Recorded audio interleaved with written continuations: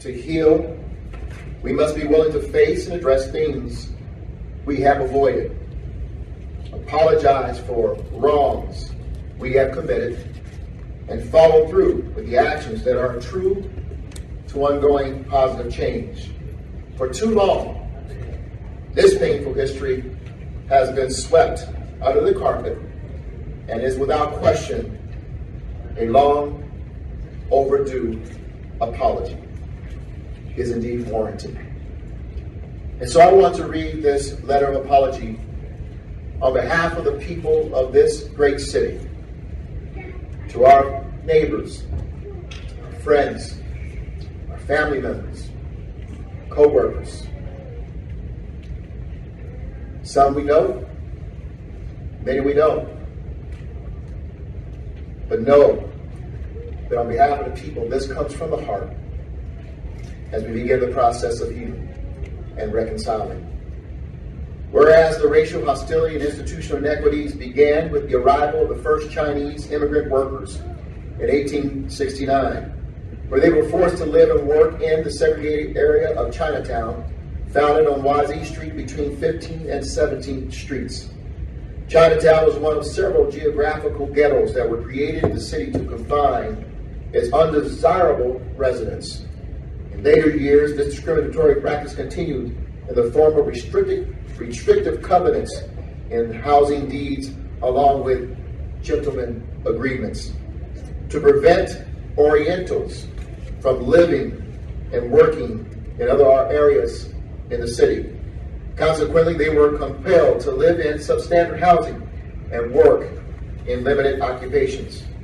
Despite these discriminatory conditions, the early Chinese inhabitants of Denver, Chinatown developed a thriving working class community that served as a safe and secure place for Chinese immigrants working in the city and the state, as well as commercial destinations for other Denverites.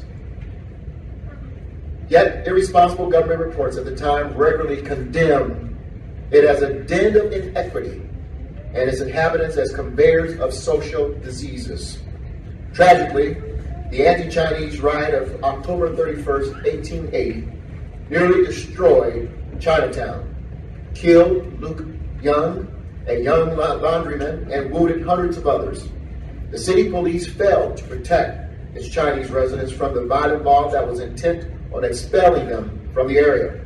The city courts failed to punish the murderers of Luke Young, even though they were credible eyewitnesses to his beatings and lynching.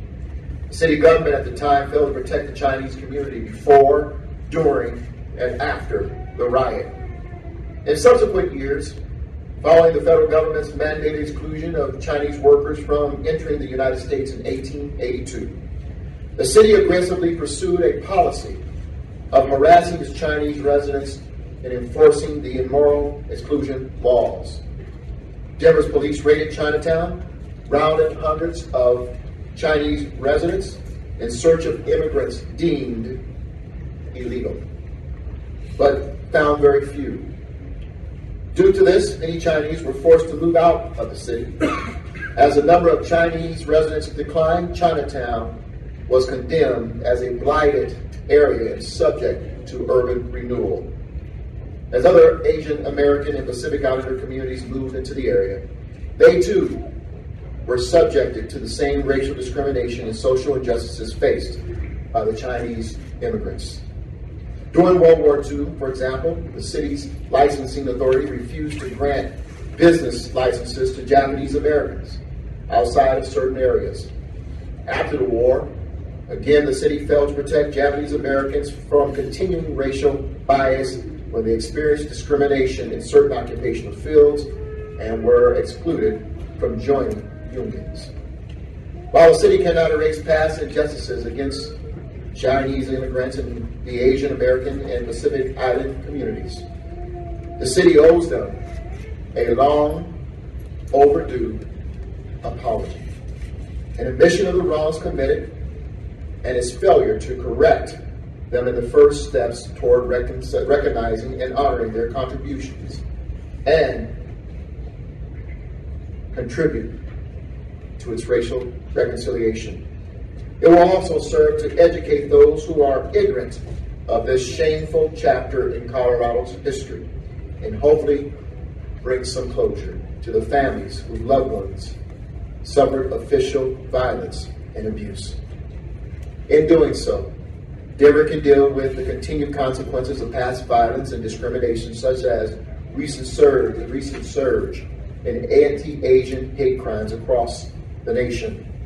As part of this process, the city is committed to supporting the establishment of an Asian Pacific Historic District, sponsoring the painting of public murals depicting the history and culture of Asian Pacific Coloradoans, partnering on the development of a public education program about Asian Pacific Coloradoans, and founding an Asian Pacific American Community Museum, which will be the first of its kind in the Rocky Mountain region.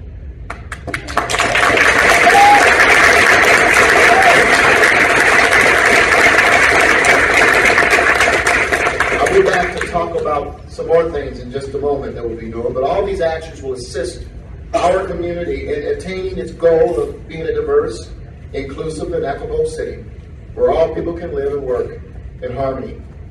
Now, therefore, I, Michael B. Hancock, Mayor of the City and County of Denver, by virtue of the authority vested in me, and on behalf of our city, do hereby sincerely apologize to the early Chinese immigrants and their descendants, and acknowledge Denver's past role in nearly a century of violence and discrimination, including the dismantling and destruction of Denver's historic Chinatown.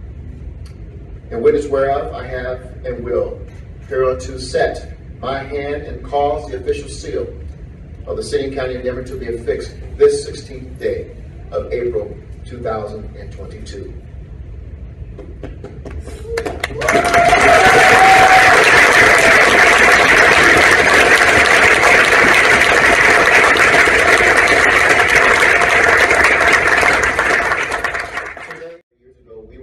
Together in a city south of Denver.